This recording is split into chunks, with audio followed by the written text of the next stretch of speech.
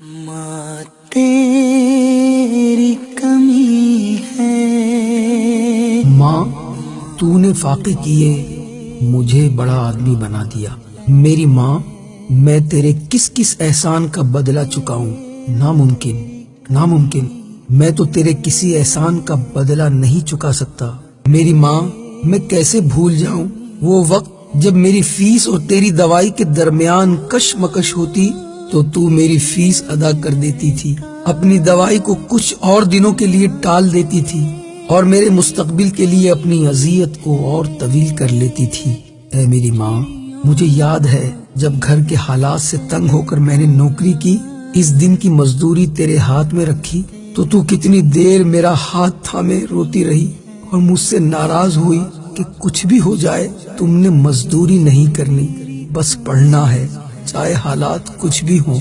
اور پھر بس میں پڑھتا چلا گیا، آگے بڑھتا چلا گیا، اور آج میرے پاس بہت ساری ڈگریاں ہیں، بہت سارے روپے پیسے ہیں، اور آج میں تیرے پاس آیا تو میرے سر پر اپنا دست شفقت نہیں پھیرا۔ میں اب کس کی گود میں سر رکھ کر اپنی زندگی کی خوشیاں سناؤں گا؟ کون ہے جس کو اپنے درد کے زخموں کی داستان سناؤں گا؟ میری ماں ہے میری ماں۔ اور اس کے بعد میں اپنی ماں کی قبر پر پھوٹ پھوٹ کر رونے لگا۔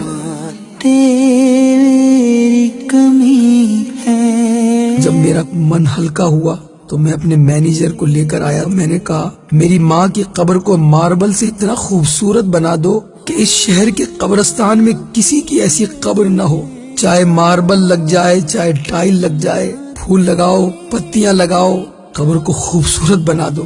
قبر باہر سے تو بہت خوبصورت بن جائے گی، شہر کیا ملک میں اس سے زیادہ خوبصورت قبر نہیں ہوگی، لیکن قبر کو اندر سے خوبصورت بناؤ۔ وہ سفید لباس میں موجود نہ جانے کون بزرگ تھے کہ میں ان سے متاثر ہوئے بغیر نہ رہ سکا۔ میں نے پوچھا لیکن بابا جی اندر سے قبر کیسے خوبصورت بن سکتی ہے؟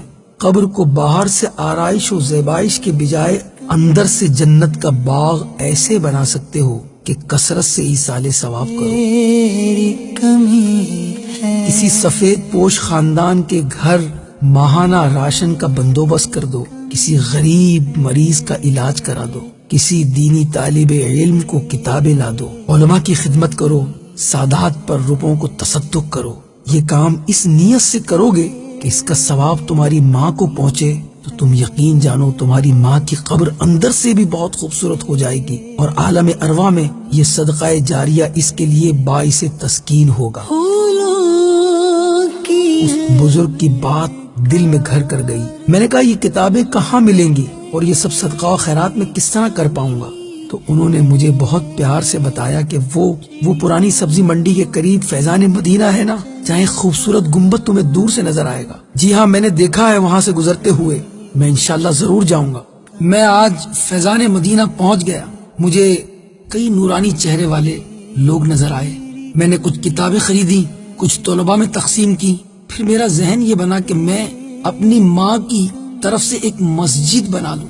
مسجد تو قیامت تک رہے گی نا، تلاوت کرنے والے تلاوت کرتے رہیں گے، سجدہ کرنے والے سجدہ کرتے رہیں گے، نمازیں پڑھنے والے نمازیں پڑھتے رہیں گے، میری ماں کو بہت ثواب ملے گا۔ کمی ہے۔ میں نے وہاں جا کر خدام المساجد نامی ایک مجلس سے رابطہ کیا، ماں کے ایصال ثواب کے لیے ایک مسجد بنانے کی رقم پیش کر دی، اور مجھے وہیں سے معلوم ہوا آج شب برات ہے۔ میں وہیں سے قبرستان اپنی ماں کی قبر پر پہنچ گیا۔ میرے میٹھے میٹھے اور پیارے پیارے اسلامی بھائیوں، اللہ کی راہ میں صدقہ و خیرات کیجیے اپنے والدین کی طرف سے۔ ایصال ثواب کے لیے ایک بہت بڑی رقم صدقہ کی ہے، تو گویا مجھے یوں لگ رہا تھا کہ میں نے اپنی ماں کی قبر کو صرف باہر سے ہی نہیں بلکہ اندر سے بھی روشن کر دیا ہے۔ میرے میٹھے میٹھے اور پیارے پیارے اسلامی بھائیوں، اللہ کی راہ میں صدقہ و خیرات کیجیے اپنے والدین کی طرف سے۔ اللہ ہمیں عمل کی توفیق مرحمت فرمائے۔ کمی ہے۔